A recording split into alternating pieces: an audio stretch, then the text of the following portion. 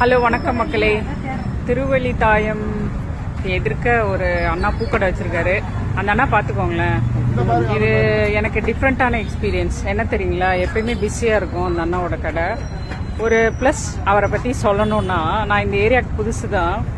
Actually இப்போது நம்ம change இல்லை, ஏதாவது மணி இல்லைன்னு வச்சுக்கோங்களேன், தாராளமாக எடுத்து மணி நாளைக்கு வந்து கொடுங்குவார். முதல் முறையாக இப்படி ஒரு வியாபாரம் இந்த அண்ணா கிட்ட தான் நான் பார்த்துருக்கேன். குடும்பமே நின்று வியாபாரம் பண்ணுவாங்க.